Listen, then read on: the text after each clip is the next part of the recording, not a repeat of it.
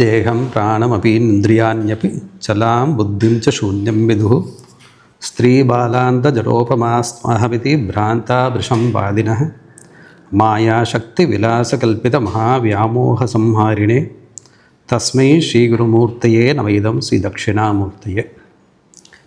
இங்கேருந்து பார்க்கணும். முதல்ல ஒரு லகுவான அறிமுகம் பார்த்தோம்.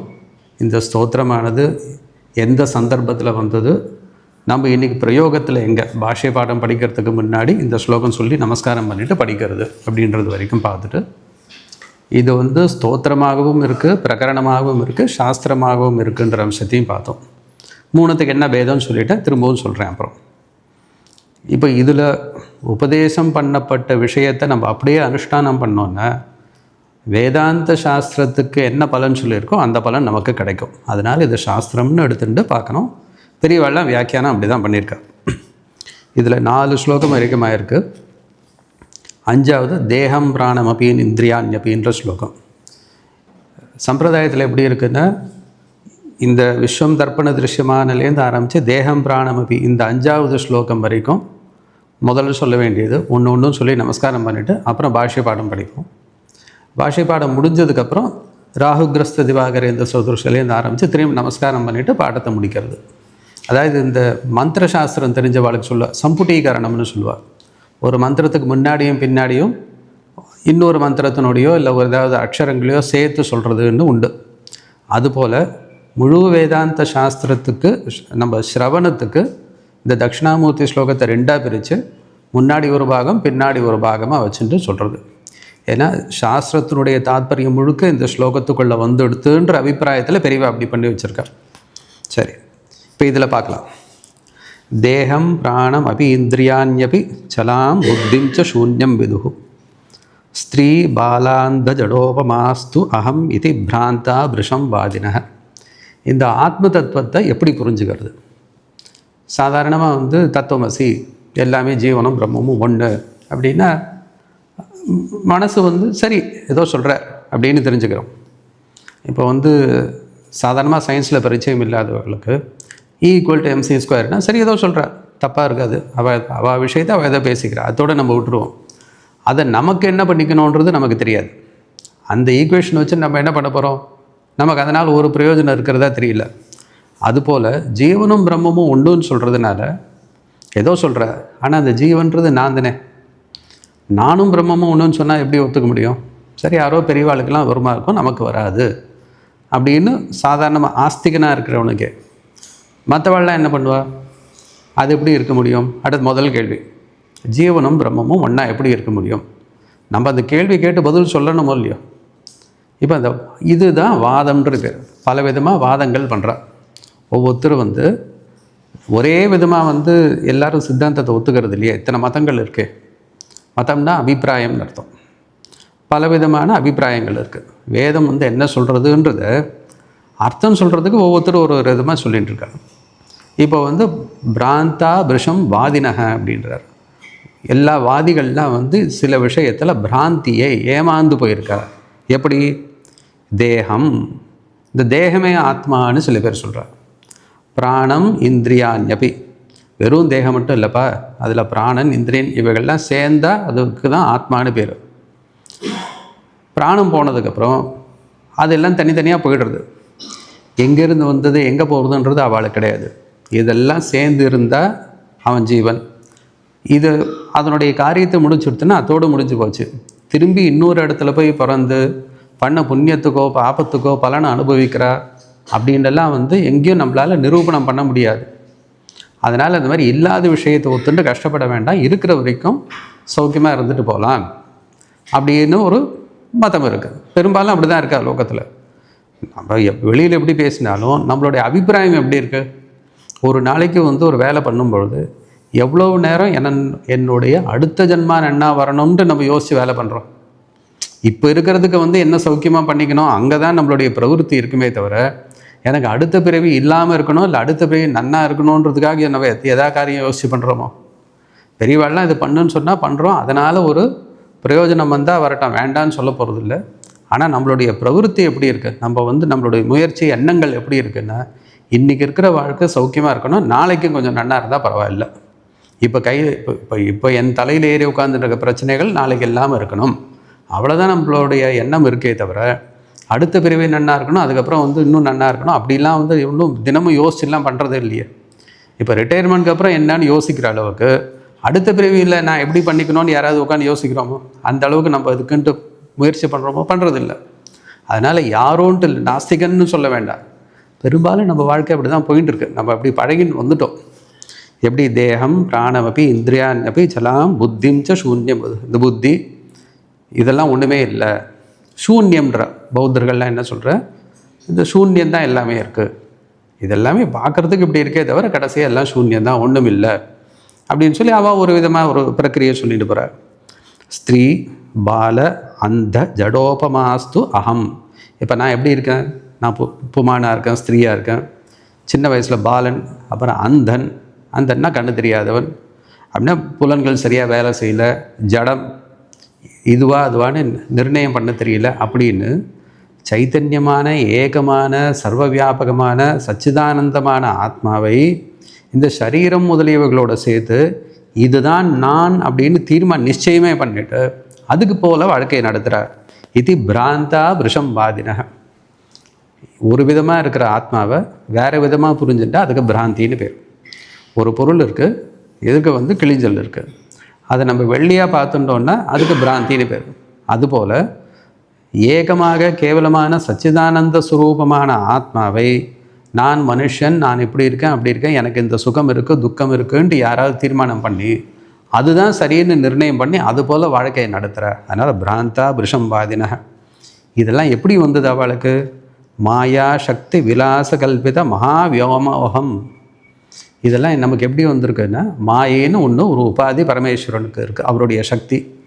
அந்த மாயையினால் மாயா கல்பிதம், மாயையினால் ஒரு கல்பனை பண்ணப்பட்டிருக்கு, வெறும்னா ஏற்படுத்தப்பட்டிருக்கு, அவ்வளோதான். நமக்கு மேலே அடுத்த இந்த ராகு கிரஸ்தில் இன்னும் நல்லா ஸ்புட்டமாக தெரியும். மாயினால் நமக்கு ஒரு ஏமாற்றம், ஒரு தடுமாற்றம் வந்திருக்கு. ஆத்மாவை புரிஞ்சுக்கிறதுல சரியாக புரிஞ்சுக்காமல் கஷ்டப்பட்டுருக்கோம். அதனால் மாயா கல்பித, மாயா சக்தி விலாச கல்பித, மாயா சக்தியினுடைய விலாசம், விலாசம்னா காரியம், அதனால் கல்பித்தமான இதனால் என்ன இருக்குன்னா மகாவியாமோகம். வியாமோகம்னா மயக்கம், மோகத்தை அடையிறது வியாமோகம். நல்லதை கெட்டதாகவும் கெட்டதை நல்லதாக மாற்றி புரிஞ்சுக்கிறதுக்கு மோகம்னு சொல்கிறது. அது ரொம்ப விசேஷமாக இருக்குது. என்ன விசேஷம்னா, யாராவது ஒருத்தர் சரியாக சொன்னாலும் நம்மளுக்கு அந்த மோகம் போகலை, அது வியாமோகம்னு சொல்கிறது. இது மகாவியாமோகம். இதில் என்ன மகத்துவம் பெருசாக வேண்டியிருக்கு அப்படின்னா, நீங்கள் எதிர்க்க இருக்க பொருளை மாற்றி புரிஞ்சுக்கிறதோ, இல்லை நாளைக்கு நான் என்ன பண்ணணும், கையில் கொஞ்சம் பணம் இருக்குது, எங்கே கொண்டு போய் இன்வெஸ்ட் பண்ணணும், நம்ம விஷயம் தெரிஞ்சவங்கிட்ட கேட்டு எங்கேயோ போட்டால் சரி, நம்மளாக ஏதோ ஒன்று அசியூம் பண்ணிட்டு எங்கேயோ கொண்டு போய் போட்டோம், அது வியாமோகம். ஏமாந்து போயிட்டோம். நாளைக்கு இங்கே இந்த பணம் நிறைய 10 மடங்கு தரேன்றான், அப்போவே பயந்துருக்கணும், அங்கே கொண்டு போய் போட்டால் போச்சு. இப்போது இது பண்ணுறதை பார்த்து இன்னார் இந்த மாதிரி பண்ணாருப்பா, நீ அந்த மாதிரி பண்ணாத, இந்த இடத்துல போடு, நீ வேற எங்கே வேணால் போடு, அங்கே போடாத எப்படின்னு சொன்னான்னா கேட்கணும்னு நம்மளுக்கு தோன்றதா இல்லையா?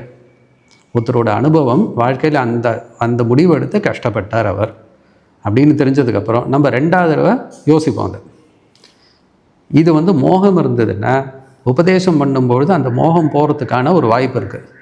இது மகாவியாமோகம் என்ன அப்படின்னு கர்ணமூலே தாட்யமானோபின்னு பாஷ்யக்காரர் சொல்கிறார். குரு காதில் தத்துவமசின்னு போட்டு இந்த போட்டு டமாரம் போட்டு அடிக்கிறா போல் அடித்தாலும் இல்லை நான் அந்த பிரம்மம் இல்லைன்னு நமக்கு இருக்குது. உபதேசம் பண்ணால வேதமே பிரமாணத்திலேயே சிறந்ததான பிரமாணமான வேதமே உபதேசம் பண்ணாலும் நமக்கு அந்த மோகம் போக மாட்டேன்றது. அதனால் மகாவியாமோகம். அதை இவர் சம்ஹாரம் பண்ணுறார். குருவாக இருந்துட்டு தட்சிணாமூர்த்தி அதை சம்ஹாரம் பண்ணுறார். சம்ஹாரினே தஸ்மை ஸ்ரீ குருமூர்த்தியே நவிதம் ஸ்ரீ தட்சிணாமூர்த்தியே. இதில் போன மாதம் முடிக்கும்பொழுது ஒரு விஷயம் சொன்னேன். இந்த ஸ்லோகத்தில் ஒரு சூக்ஷ்மான அம்சம் இருக்குதுன்னு சொன்னேன். சம்ஸ்கிருதம் தெரிஞ்சவாளுக்கு தெரியும். இந்த யத்து தத்துன்னு 2 சப்தம் இருக்கும். சர்வநாம சப்தம். யஹ ஆகச்சதி சஹ பட்டதி. யார் வரானோ அவன் படிக்கிறான். He who comes is the one who is reading. அப்போது அந்த அந்த ப்ரோனோன் இருக்கோ இல்லையோ, அது யஹான்னு ஒன்று சஹான்னு ஒன்று 2 வச்சுட்டுருப்பா. அதுதான் யத் தத்துன்னு சொல்லுவோம். அதாவது தத்துன்னு சொல்லும்போது அதுனா எது? இது முன்னாடி நான் யாரோ ஒருத்தரை ரெஃபர் பண்ணியிருக்கணும். அவர் தான் வந்து இப்போ நான் ரெண்டாவது தடவை சொல்லும்போது தத்துன்னு சொல்லுவேன். யா ஆகச்சதி சஹ பட்டதி. நேற்று யாரை பார்த்தனோ அவரை இன்றைக்கி திரும்பவும் பார்த்தேன். இப்போ அவரை பார்த்தேன் அப்படின்னா கை காமிச்சு ஒருத்தர் பார்த்து அவரை பார்த்தேன்னு சொன்னேன்னா அந்த கதை வேறு. நேற்று யாரை பார்த்தேனோ அவரை பார்த்தேன். இந்த யாரேன்னு சொல்லும்போது அது கேள்வியாகவும் வரும் தனியாக இருந்ததுன்னா.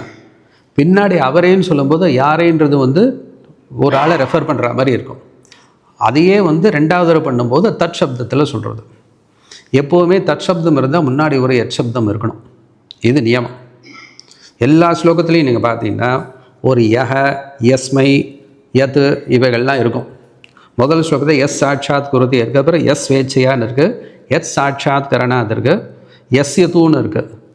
கடைசி வரியில் தஸ்மை தஸ்மை தஸ்மைன்னு வருது. இந்த ஒரு ஸ்லோகத்தில் அந்த எட் சப்தம் இல்லை. அதனால் சில பேர் என்ன சொன்னார், இது ஆச்சாரியால் பண்ணலை. ஆச்சாரியால் அந்த அஷ்டகம், நம்ம சாதாரண தட்சிணாமூர்த்தி அஷ்டகம்னு சொல்கிறோம். அஷ்டகம்னா அந்த புஸ்தகத்தில் பார்த்திங்கன்னா 10 ஸ்லோகம் இருக்கும். 10வது வந்து பல ஸ்ருதி விட்டுருங்க, 9 இருக்குது. இதில் வந்து அந்த எத்தட் சப்தம் அந்த நியமம் இல்லாததுனால இது ஆச்சாரியால் சொல்லியிருக்கலாம். ஆனால் அந்த அஷ்டகத்தில் சொல்ல பின்னாடி ஏதோ ஒரு சந்தர்ப்பத்தில் தட்சிணாமூர்த்தி ஸ்லோகத்தை சொல்லும்பொழுது சொல்லிவிட்டு இதையும் சேர்த்து சுரேஸ்வராச்சாரியார் வியாக்கியானம் பண்ணதுனால இதுக்கு நடுவில் வந்துடுது. சுரேஸ்வராச்சாரியார் அவருடைய சாட்சாத் சிஷ்யர், அவரை கேட்காம பண்ணியிருக்க மாட்டார்.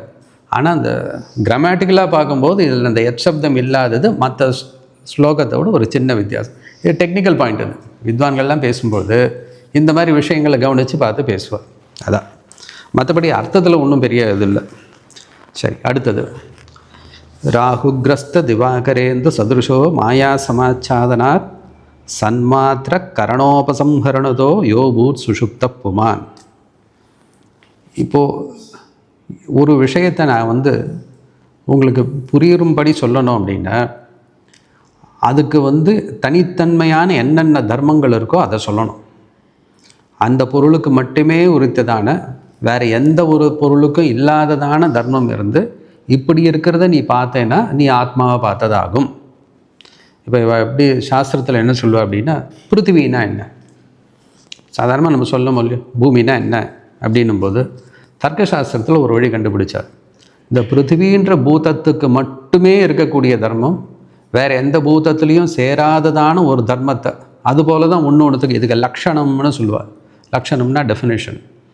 அந்த லக்ஷணம் சொல்லும்போது எப்படி சொல்லணும்னா இன்னொன்றுத்தை போய் சொல்லக்கூடாது, இன்னொரு பொருளை அது காட்டக்கூடாது. யுனிக் ப்ராப்பர்ட்டியாக இருந்தால் தான் அது லக்ஷணமாகும். இப்போ பிருத்திவின்னா என்ன அப்படின்னா கந்தவதி பிருத்திவி அப்படின்வா. வாசனையோடு கூடின பூதமானது எந்த பஞ்சபூதங்கள் எந்த பூதத்துக்கு வாசனை இருக்கோ அது பிருத்திவின்னு எடுத்துக்கோ. ஜலத்துக்கு வாசனை கிடையாது, நெருப்பு கிடையாது, வாயு கிடையாது, ஆகாசத்துக்கு கிடையாது. அதனால் வாசனையோடு கூடினதுன்னு சொன்னால் அது பிருத்திவிக்கு மட்டும்தான் இருக்கும். இல்லையே பன்னீர் ஜலம் தானே, அது வாசனையாக இருக்கேன்னா அதில் பிருத்திவியோட அம்சம் கலந்துருக்கு. அதனால் இந்த மாதிரி பிரித்து சொல்லக்கூடாது. இப்படி தெரிஞ்சுட்டா தான் நமக்கு வந்து பதார்த்தங்களை பிரித்து தெரிஞ்சுக்க முடியும். பீரியாடிக் டேபிள் எப்படி வந்தது? அந்தந்த பதார்த்தத்துக்கு அந்தந்த எலிமெண்ட்டுக்கு தனியாக என்ன ஒரு ப்ராப்பர்ட்டி இருக்கோ அதை மட்டும் பிரித்து போடுறதுக்கு தான் பீரியாடிக் டேபிள் வந்தது. இல்லைன்னா அது கலந்தே வராது. ஒன்றுத்தில் இருக்கக்கூடியதான அந்த அந்த பீரியாடிக் டேபிளில் போட்டக்கூடியதான ப்ராப்பர்ட்டியானது இன்னொன்றுத்துக்கு வரவே வராது. ஆனால் சில எலிமெண்ட்ஸ்க்கெலாம் காமன் ப்ராப்பர்ட்டி இருக்கலாம். இதெல்லாம் இந்த மாதிரி எலிமெண்ட்ஸ்னால் அங்கங்கே கட்டம் போட்டு காட்டுவா, அது வேறு விஷயம். அந்த ஒரு பாக்ஸ்குள்ளே இருக்கக்கூடியதானது அதுக்கு மட்டுமே இருக்கும். அதுதான் லக்ஷணம்னு சொல்கிறது. இப்போ நான் ஆத்மா பார்க்கணும், ஆத்மா தெரிஞ்சுக்கணுன்னா ஆத்மாவுக்கு மட்டுமே இருக்கக்கூடியதான ஒரு லக்ஷணம் உங்களுக்கு சொல்லணும். அது அப்பப்போ சொல்லிகிட்டே வரேன். சத் சித் ஆனந்தம் இப்படிலாம் சொல்லிட்டு வரேன். ஆனால் எங்கே போய் புரிஞ்சுக்கிறது? இப்போ எனக்கு வந்து சத் அப்படின்னு நான் சொன்னேன்னா வெறும் இருத்தலாக இருக்குது, ஈஸ் அப்படின்னு சொல்கிறது. அது லோகத்தில் எல்லாத்துலேயும் காணப்படுறது. ஆத்மாவுக்கு மட்டுமே இருக்கிறதுன்னு நான் எப்படி தெரிஞ்சுக்க முடியும்? அப்போ அது எனக்கு அதை பிரித்து காட்டக்கூடியதான ஏதாவது ஒரு எக்ஸ்பெரிமெண்ட் பண்ணணும். இதிலேருந்து இது இருக்குது அப்படின்றது எனக்கு பிரித்து காட்டக்கூடியதான ஏதாவது ஒன்று எனக்கு ஒரு ப்ரூஃப் நீங்கள் கொடுக்கணும். அது என்ன பண்ணணும் அப்படின்னு பார்த்தார் ஆச்சாரியார். ராகுகிரஸ்த திவாகரேந்து சதுருஷக. ராகுவினால் மறைக்கப்பட்ட திவாகரன், சூரியனோ சந்திரனோ, தத் சதுருஷ அது போன்றதான மாயா சமாச்சாதனாத் அதுபோல் மாயை மறைச்சிருக்கான். அந்த ஆத்மாவை மாயை மறைச்சிருக்கு. எப்படி மறைச்சிருக்கு அப்படின்னா, எப்படி ராகுவானது சந்திரனையோ கிரகண காலத்தில் சந்திரனையோ சூரியனையோ ராகுவோ கேதுவோ மறைக்கிறதோ அதுபோல் அந்த திருஷ்டாந்தத்தில் என்ன ஒரு சுவாரஸ்யம் அப்படின்னா, அப்போ முழு இருட்டாக இருந்தாலும் நமக்கு பின்னாடி சூரியன் இருக்காருன்னு தெரியும், இல்லை சந்திரன் இருக்காருன்னு தெரியும். கொஞ்ச நேரம் முன்னாடி வரைக்கும் சூரியன் கண்ணில் காணப்பட்டார், இப்போ முழுக்க மறைஞ்சு போயாச்சு. இன்னும் கொஞ்சம் நேரத்தில் தெரிய ஆரம்பிச்சிடுவார். அந்த ஒரு 3-4 நிமிஷத்துக்கு முழுக்க சூரியன் தெரியலனாலும் அவருடைய இருப்பை யாரும் சந்தேகப்படுறதில்லை. இருக்கார், ஆனால் அவர் காரியம் பண்ணலை. சூரியன் இருந்தால் அந்த பிரகாசம் தாககம் ரெண்டும் இருக்கணும். அவர் எரிக்கணும், சுட்டு எரிக்கணும், நம்மளை நல்ல வெளிச்சத்தை கொடுக்கணும். இருக்கார், இந்த 2 காரியமும் நடக்கலை. இருந்தாலும் அவர் இருக்காருன்னு நம்ம நம்புகிறோம். ஏன்னா மேலே வரப்போகிறார். உடனே முன்னாடியும் இருந்தார், பின்னாடியும் இருக்கார். இப்போ நடுவில் இந்த ராகுவினால் காணாமல் இருக்கார் இப்படின்னு நம்ம புரிஞ்சுட்டுருக்கோம். அந்த பொருள் காணப்படலைனாலும் அதனுடைய இருப்பு நமக்கு நிச்சயமாக தெரியறது, முன் அனுபவத்தினால நமக்கு அந்த மாதிரி தெரியறது இல்லையா? அதுபோல் இந்த மாயை மறைச்சாலும் ஆத்மாவுடைய இருப்பு நமக்கு தெரியறதான்னு பார்க்கணும். இருந்ததுன்னா எதோடவும் சம்பந்தப்படாததான ஆத்மாவை நம்ம தெரிஞ்சுட்டதான் ஆகும். அந்த மாதிரி எப்போ தெரிஞ்சுட்டுருக்கோமா? ராகு கிரஸ்த திவாகரேந்து சதுருஷ மாயா சமாச்சாதனாத் சமயக் ஆச்சாதனாத் மாயினால் மறைக்கப்பட்டது சன்மாத்திர.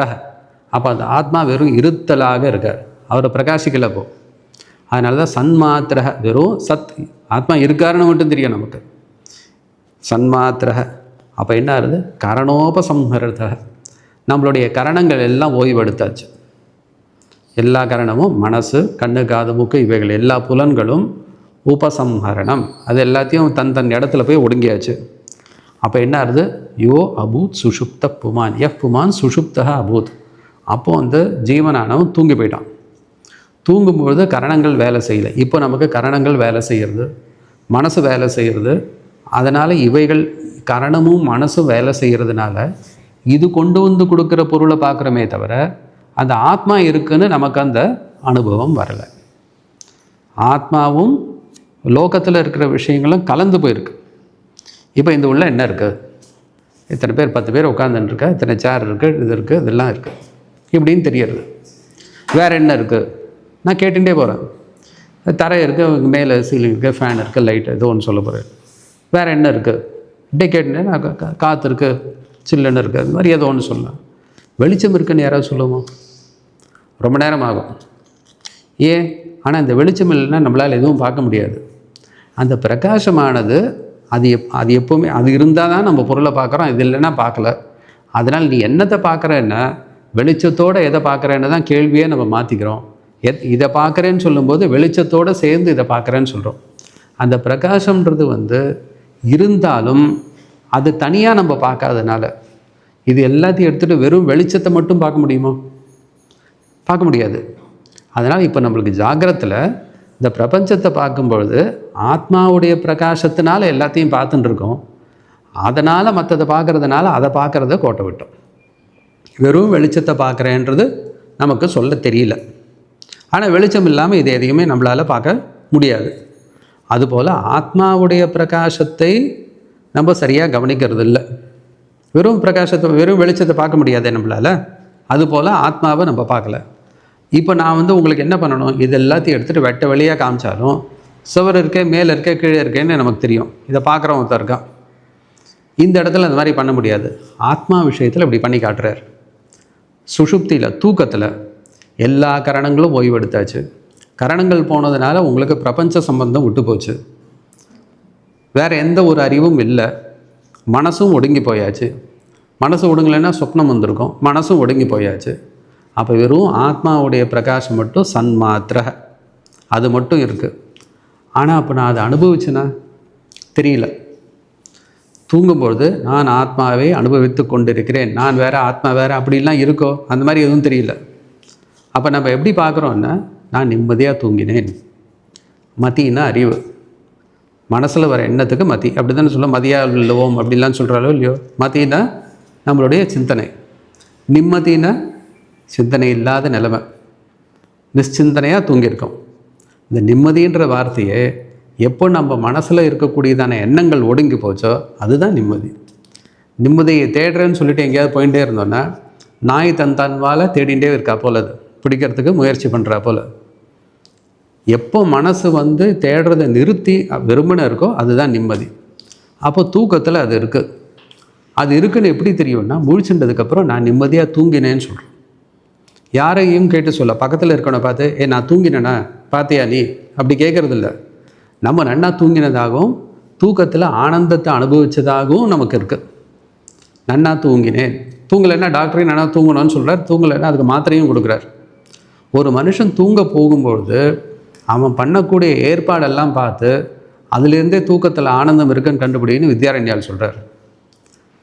தூக்கத்தில் ஆனந்தம் இருக்குது அப்படின்னா தூங்கிறதுக்காக ஒவ்வொருத்தரும் எவ்வளோ முயற்சி பண்ணுறார். தான் தூங்கும்போது யாரும் தொந்தரவு பண்ணாமல் இருக்கணுன்றதுக்கு எந்த அளவு ஒவ்வொரு மனுஷன் அந்த காலத்திலேயே முயற்சி பண்ணுறான்னு பார்த்துக்கோ. அதுலேருந்தே தெரியும் தூக்கத்தில் ஆனந்தம் இருக்குது, அந்த ஆனந்தம் தடப்படக்கூடாதுன்ட்டு எல்லார் மனசுலையும் இருக்குது அப்படின்றார். முழிச்சுன்றதுக்கப்புறம் நமக்கு தோன்றுறது நான் நன்றாக ஒவ்வொருத்தருக்கும் அந்த அனுபவம் இருக்குது. அப்போ தூக்கத்தில் இந்த நான் இருந்தேன்னு இருக்குது. தூங்குற காலத்தில் தூங்குறதுக்கு முன்னாடி நான் இருந்தது தெரியும், அது வரைக்கும் டிவி பார்த்துருக்கேன். முழிச்சுன்றதுக்கப்புறம் இப்போ ஏந்தன் மற்ற வேலையெல்லாம் பண்ண போகிறேன். தூங்குகிற நேரத்தில் நான் இருந்தேன்னா நன்றாக தூங்கினேன் அப்படின்னு பாஸ்ட் டென்ஸில் சொல்கிறோம். அப்படின்னா அந்த நேரத்தில் இருந்திருக்கும்.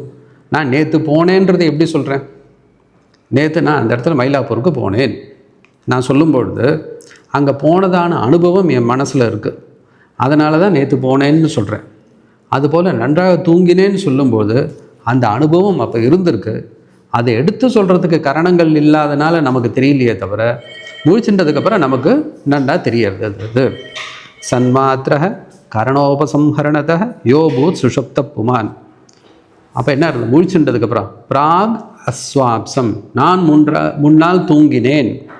இது பிரபோத சமயே, முழிச்சுன்றதுக்கப்புறம் பிரத்யபிஜாயதே, யார் அதை நினைவு கூறுகிறானோ. முழிச்சுன்றதுக்கப்புறம் நான் அப்போ நன்னா தூங்கினேன்னு சொல்கிறேன். அப்போ தூங்கினவன் யாராக இருக்க முடியும்? கரணங்கள் கிடையாது, கரணங்கள்லாம் ஒடுங்கி போயாச்சு, மனசு இல்லை. கரணங்கள் உள்ள மனசுலாம் அதெல்லாம் ஜடமானது.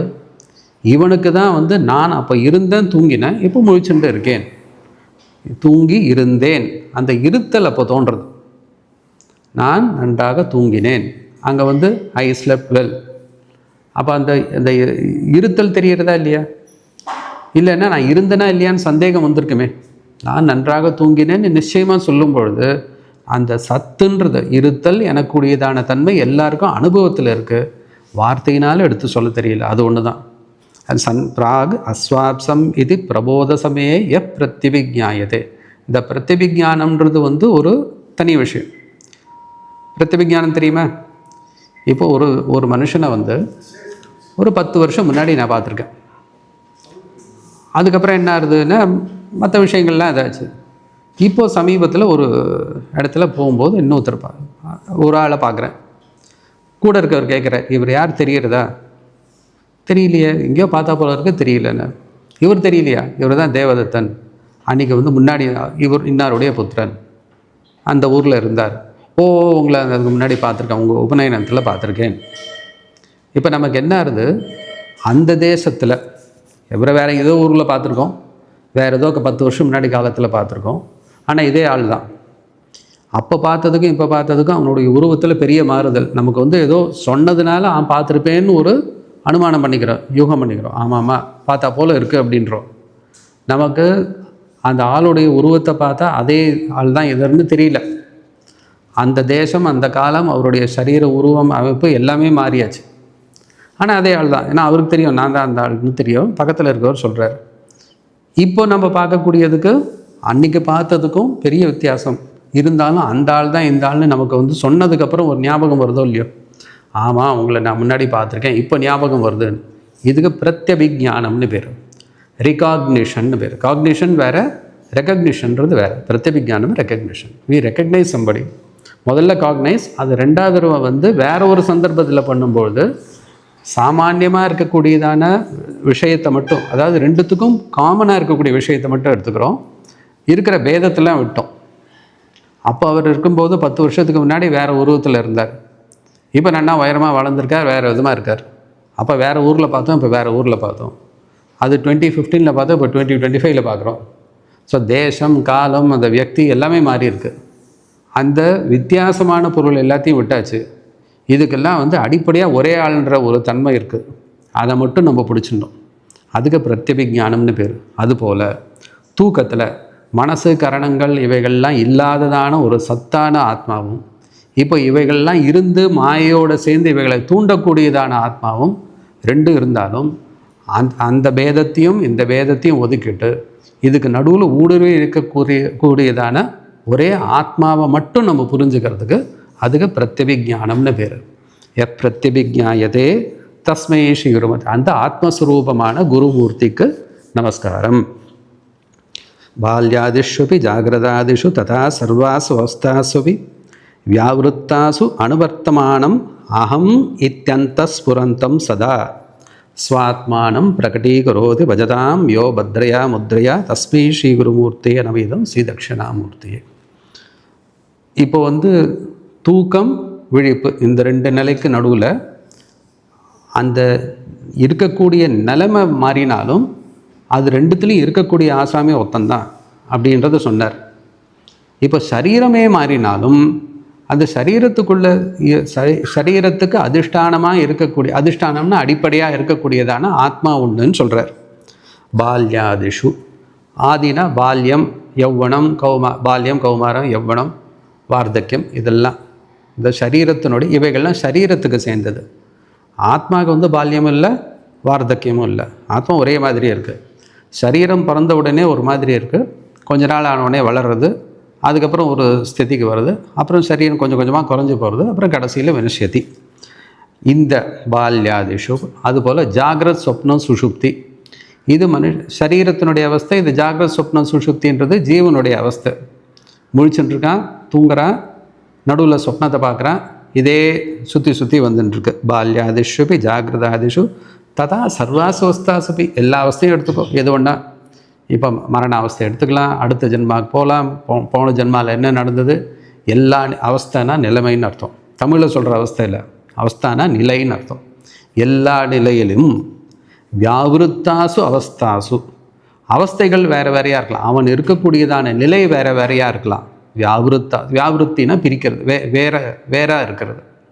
அவனுடைய நிலைமை வேறு வேறையாக இருந்தாலும் அனுவர்த்தமானம், அனுவர்த்தம்னா தொடர்ந்து வருது.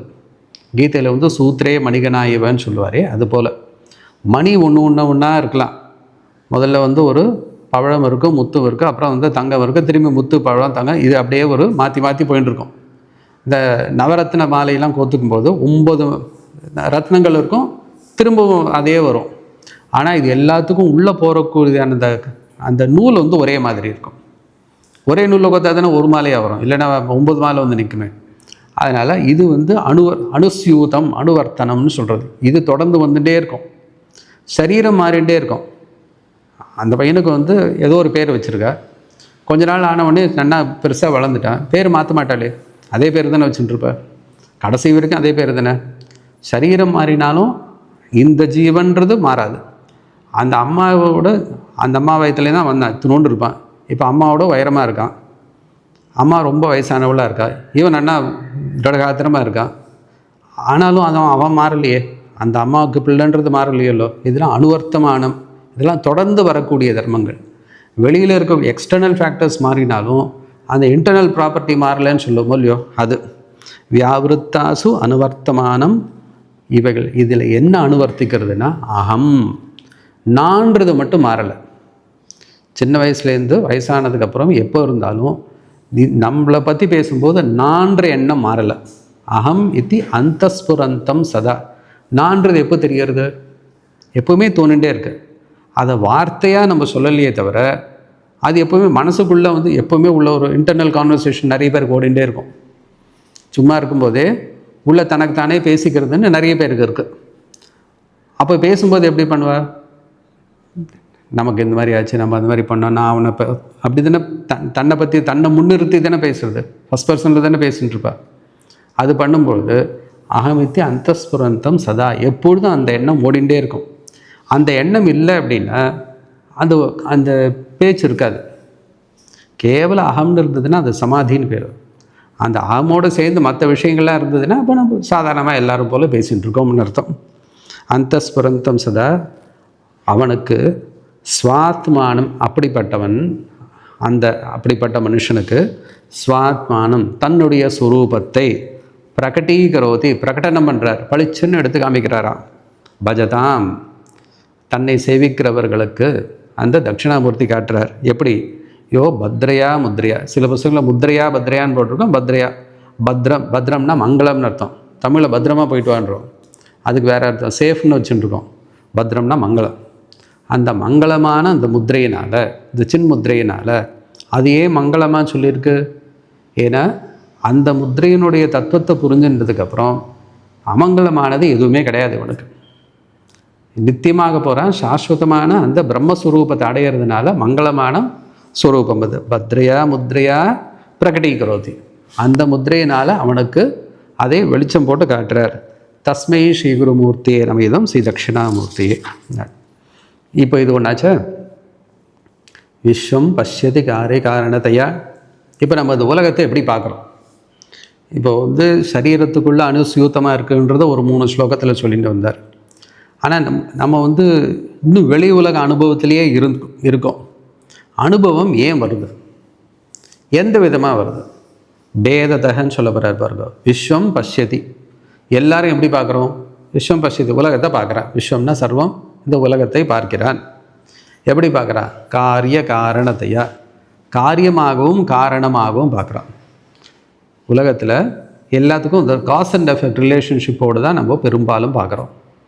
ஒன்று ஸ்வஸ்வாமி சம்பந்தத, இது ஸ்வம், இதுக்கு சுவாமி. ஸ்வம் அப்படின்னா ஸ்வத்வம், அதுதான் தமிழில் சொத்துனாச்சு. ஸ்வம்னா தனக்கு குறித்தது, அதை கொண்டவன் சுவாமி. ஸ்வம்மை உடையவன் சுவாமி.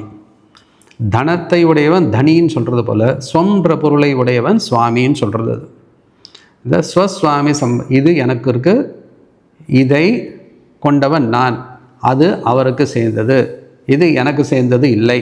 ஏதோ ஒரு சம்பந்தம், ஒரு சம்பந்தத்தோடு தான் எல்லா பொருளையும் பார்க்குறோம். எந்த பொருளை பார்த்தாலும் அந்த பொருளுக்கு நமக்கும் ஒரு சம்பந்தம் இருக்க தான் இருக்கும். நான் இதை பார்த்தேன், என்னால் பார்க்கப்பட்டதுன்ற சம்பந்தமாவது குறைஞ்சபட்சம் இருக்கும். காரிய காரணத்தையா ஸ்வஸ்வாமி சம்பந்தத, இதுபோல் சிஷ்யாச்சாரியதையா, அது ஒரு சம்பந்தம் லோகத்தில். பித்ருபுத்திராதி ஆத்மனா ததைவ, அதுபோல் அப்பா பிள்ளைன்ற சம்பந்தம், அம்மா பிள்ளை சம்பந்தம், ஏதாவது ஒரு சம்பந்தம் இல்லாமல் லோகத்தில் பார்க்கவே முடியாது. இதுக்கு எப்படி சொல்லுவேன்னா, ஒரு சப்தமானது நம்ம மனசில் எண்ணங்கள், மனசை ஏதாவது நினச்சிட்டு இருக்கும்போது சப்தத்தினால நமக்குள்ளே பேசிக்கிறா போல தான், சப்தத்தோடு தான் எண்ணங்கள் இருக்கும். சப்தம் இல்லாத எண்ணம்ன்றது கிடையாது. எல்லா சப்தமும், ஒரு சப்தம் ஒரு பொருளை சொல்லணும்னா அதுக்கு சப்தசாஸ்திரத்தெல்லாம் என்ன கண்டுபிடிச்சி வச்சுருக்கா அப்படின்னா, சப்தம் ஒரு பொருளை சொல்கிறதுக்கு அந்த பொருளில் ஒரு ஜாதி, ஒரு குணம், ஒரு கிரியை, சம்பந்தம், இது ஏதாவது இருந்தால் தான் சப்தம் ஒரு பொருளை சொல்லும் அப்படின்னு கண்டுபிடிச்சி வச்சுருக்கா. அப்படின்னா ஜாதின்றது ஜீனஸ், அது எந்த ஒரு கூட்டத்துக்கு சேர்ந்தது. நான் ஏதோ ஒன்று பார்த்துட்டு இது கிரிக்கெட் பேட் அப்படின்ற, உலகத்தில் எல்லா கிரிக்கெட் பேட்டும் ஒரே மாதிரி இருக்குமா? இருக்காது. ஆனாலும் அது பார்த்தோன்னே இது கிரிக்கெட் பேட்னு சொல்கிறதுக்கு ஒரு அமைப்பு மனசில் தோன்றுறது. கிரிக்கெட் பேட்னு சொன்னோடனே உங்கள் எல்லார் மனசுலையும் அது ஒரு ஃப்ளாஷ் வந்திருக்கும். கிரிக்கெட் பேட்னால் அதுக்கு சில விதமாக இருக்கணும்ன்ற நம்ம எல்லார் மனசுலையும் இருக்குது. அதுக்கு தான் ஜாதின்னு பேர். ஆகிருத்தின்னு சொல்லுவார். ஒரு வடிவத்தில் இருக்கிறது, அது ஒரு பொருள்லேருந்து வந்திருக்கணும். அப்புறம் சிலதுக்கு ஒரு குணம் இருக்கணும். இருந்ததுன்னா ஒரு சப்தத்தினால் சொல்லலாம், இது சில்லுன்னு இருக்குது, இது உஷ்ணமாக இருக்குது, ஏதாவது ஒரு குணத்தை வச்சுன்னு நான் சப்தத்தில் சொல்லலாம். இல்லை ஒரு கிரியை இருக்குது, இது ஃபேன் சுற்றின்னு இருக்குது, ஏதாவது ஒரு கிரியை வச்சுன்னு சொல்லலாம்.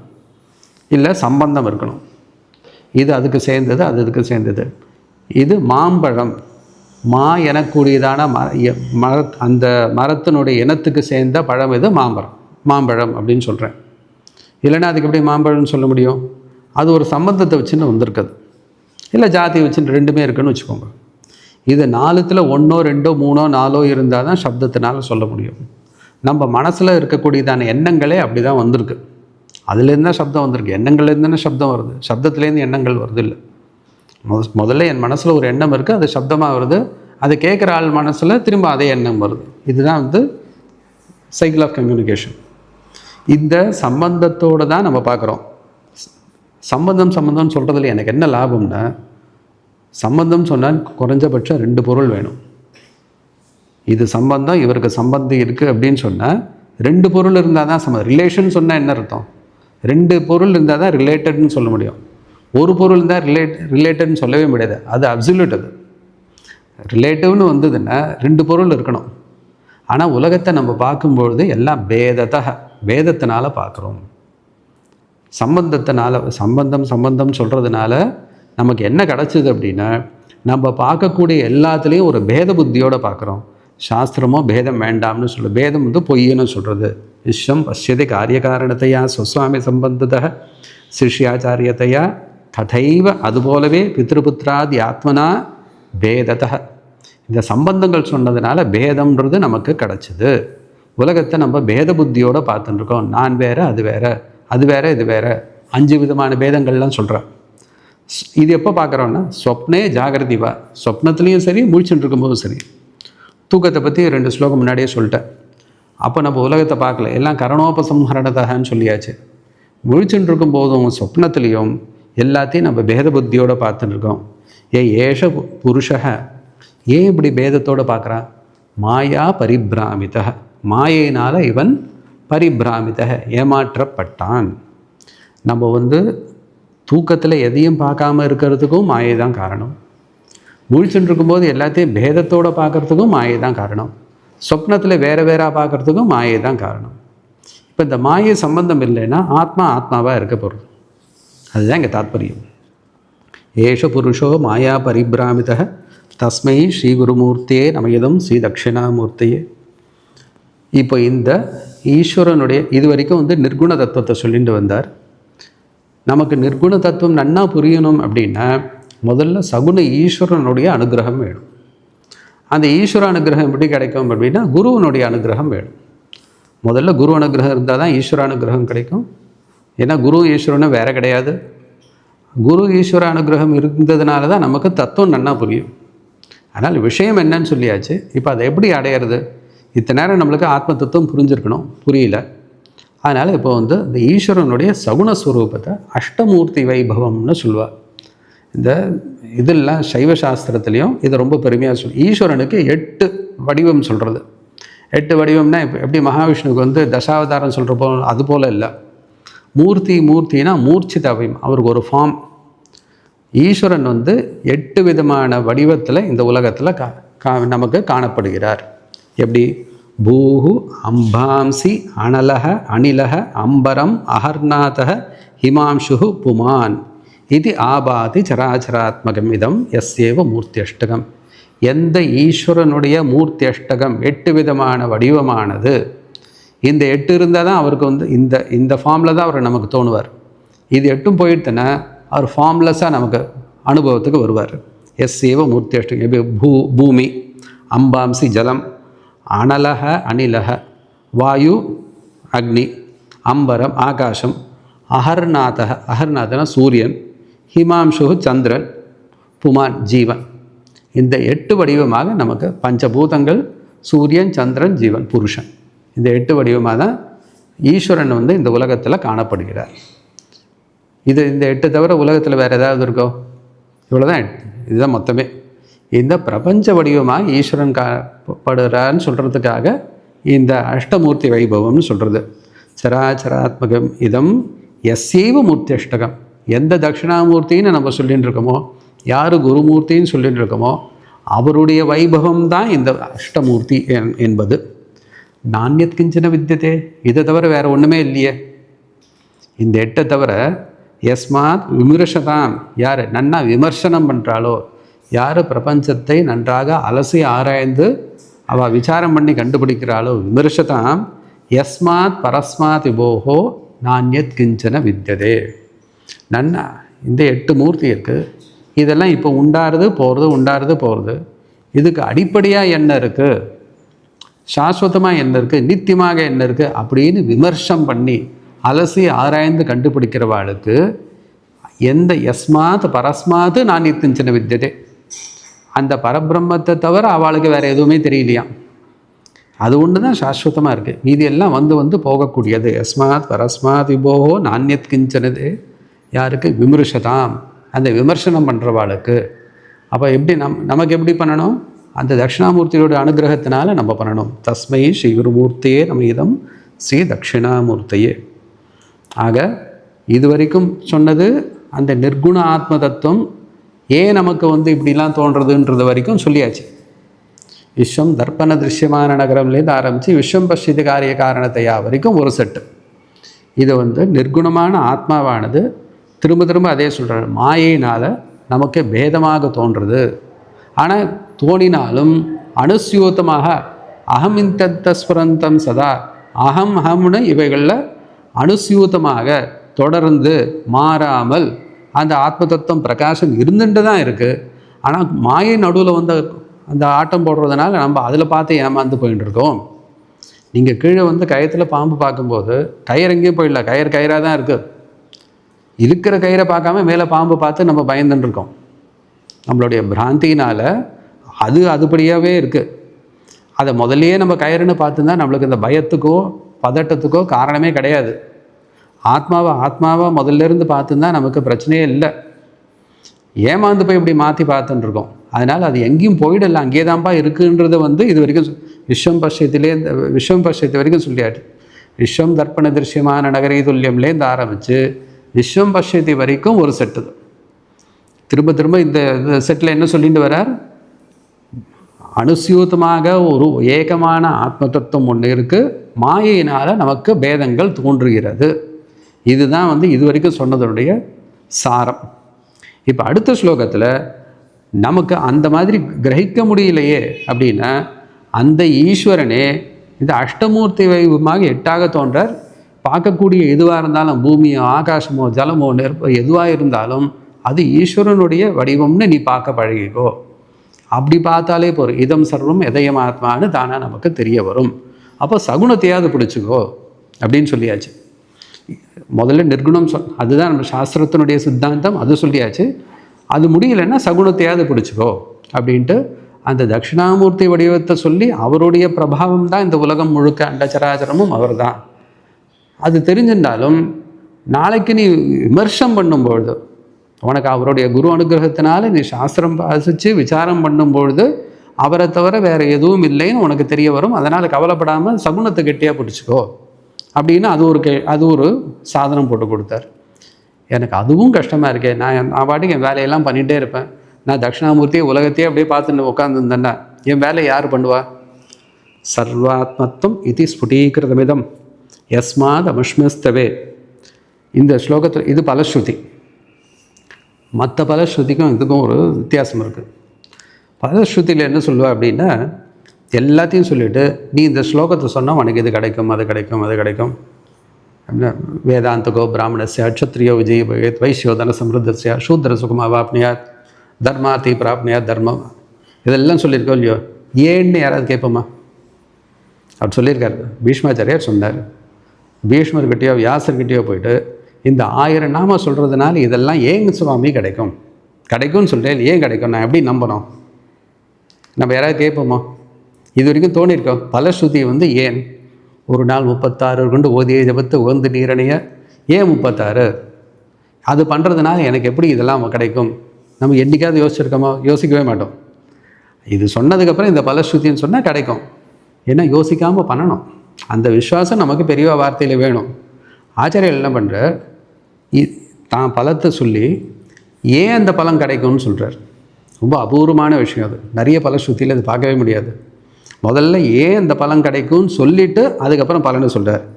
சர்வாத்மத்துவம் இது ஸ்புடீகிருதம் இதம்.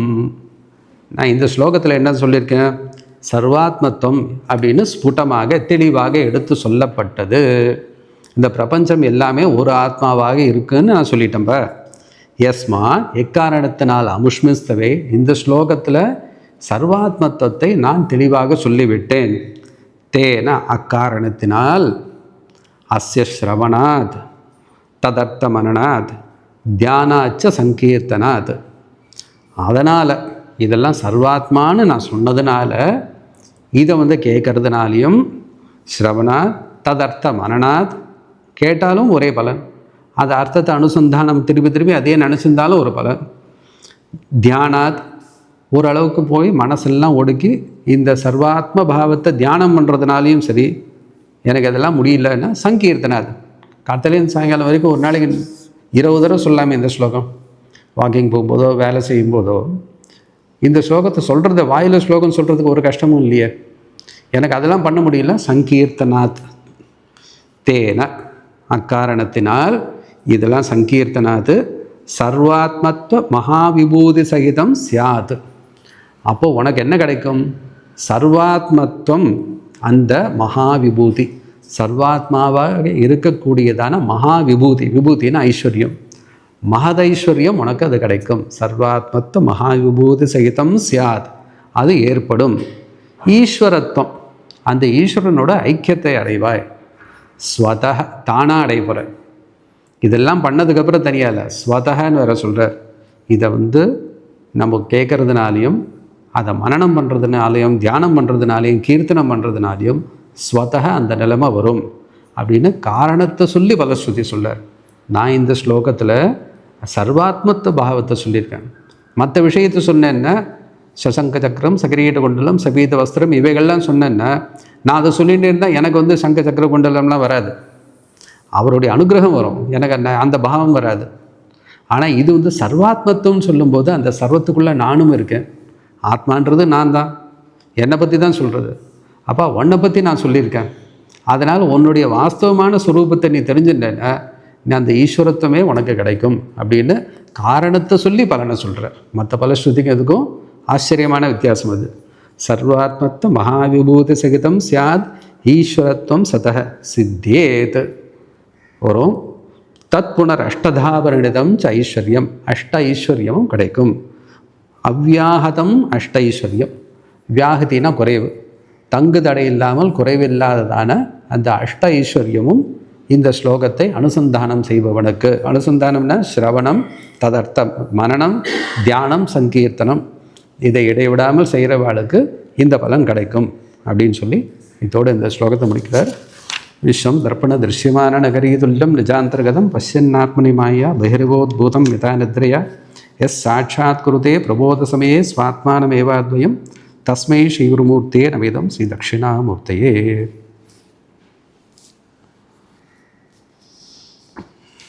அப்படியாக இது ஆயிடுச்சு. நமக்கு ஏதாவது கேள்வி இருந்ததுன்னா கேட்கலாம்.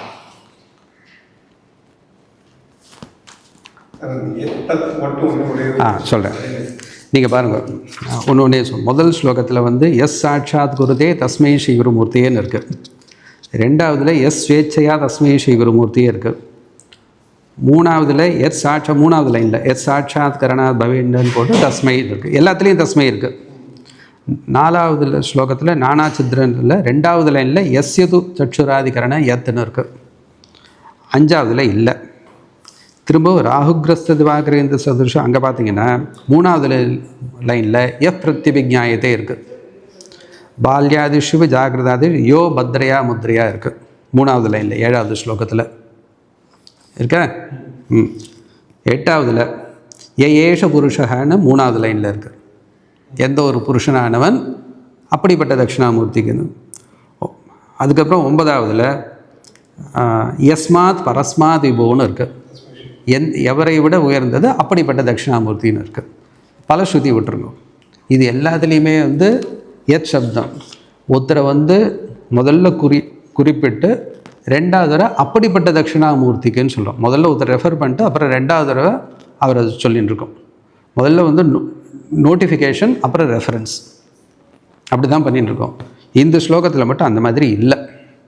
அந்த எத் சப்தம் இல்லாதனால வழக்கமாக ஆச்சாரியர்கள் இந்த மாதிரி பண்ண மாட்டார். இந்த இடத்துல அப்படி இருக்குது. இது வந்து வித்தியாசமாக இருக்குது. அவர் பண்ணாமல் இருந்திருக்கலாமோன்ட்டு ஒரு சந்தேகம். சாட்சாத் அவருடைய சிஷ்யரான சுரேஸ்வராச்சாரியார் மானச உல்லாசம்னு இதுக்கு ஒரு விஸ்திருத்தமான வியாக்கியானம், ஸ்லோக ரூபமான வியாக்கியானம் பண்ணியிருக்கார். அதனால் அவரே பண்ணதுனால இது இருக்கணும். ஸ்லோகத்துக்காக ஆச்சாரியால் அந்த மாதிரி பண்ணியிருக்கலாம். இது அந்த சூன்யம் விதுகு ஸ்ரீபாலாந்த ஜரோபமாஸ்து அகமிதி பிராந்தாபிருஷம் வாதின மாயாசக்தி விலாசகல்பித மகாவியாமோக சம்ஹாரினே. அவர் யாரை சம்ஹாரினேன்னு சம்போதனம் பண்ணிட்டார். தஸ்மை ஸ்ரீ குருமூர்த்தியேன்னு இருக்குது. சம்போதனம் பண்ணதுனால இது வேண்டாம். சாதாரணமாக ஃபஸ்ட் பர்சனில் சொல்கிறதுனா யஹ சம்ஹாரி தஸ்மை ஸ்ரீ குருமூர்த்தியே அப்படின்னு சொல்லியிருக்கலாம். சரியா இருக்க நான் சொல்கிறது? புரிஞ்சதா? அதான். அதனால் சம்போதனம் பண்ணதுனால உங்களுக்கு தனியாக ரெஃபர் பண்ண வேண்டாம் அப்படின்ட்டு சொல்லிடு. அது ஒரு சின்ன விசாரம். வித்வான்கள்லாம் சபையில் உட்காந்துட்டு இருக்கும்போது வாக்கியார்த்தம் முடிச்சுட்டு கொஞ்ச நேரம் உங்களுக்கு ஃப்ரீ டைம் இருந்ததுன்னா வேறு விஷயங்கள் பேச தோணாது. வியாக்கரணம் படித்தவரும் வேதாந்தம் படித்தவரும் 2 பேரும் பேசிக்கிறதா இருந்ததுன்னா எப்படி இந்த ஸ்லோகத்தில் இல்லை சர்வநாமாவது இருக்கும்போது எத் சப்தம் இல்லாமல் தற்சப்தம் பண்ணியிருக்கேன், நீங்கள் என்ன காரணம் சொல்லுவீங்கன்னு ஒருத்தர் கேட்பார். அந்த மாதிரி பேசுவேன். இப்போ சாப்பிட்டு இலை போடுறதுக்கு கொஞ்சம் நேரம் ஆகும். அந்த நேரத்தில் இதெல்லாம் பேசிகிட்டு இருப்பேன். அந்த மாதிரி ஏன்னா வேறு விஷயம் பேசுகிறதுக்கு தோணாது. ஒவ்வொருத்தரும் ஒரு பக்கத்துலேருந்து வருவார். ஒருத்தர் ஆந்திராலேருந்து வருவார், ஒருத்தர் கர்நாடகாலேருந்து வருவார். சாதாரணமாக லோக விஷயங்கள் பேசுகிறவர்களுக்கு சாஸ்திர விஷயங்கள் ரொம்ப கம்மியாக இருக்கும். சாஸ்திரம் என்ன படித்தாலும் லோக விஷயத்தில் புத்தி போகாது ரொம்ப. அதுக்கு அடுத்தாலேருந்து ஒரு 3.5 மணி நேரம் உட்காந்துட்டு வாக்கியார்த்தம் சொல்லியிருப்பேன். ஆச்சாரியர்கள் சந்நிதியில் சொல்லும்போது மற்ற விஷயங்கள் தோணவும் தோணாது. அதாவது தீர்த்த பிரசாதம் கூப்பிட்றாருன்னு அங்கே உட்காந்தாள்னா இந்த மாதிரி விஷயங்கள்லாம் தான் போகும். அப்போ அந்த மாதிரி இடத்துல கிடச்ச விஷயம் அது ஆச்சரியமானது.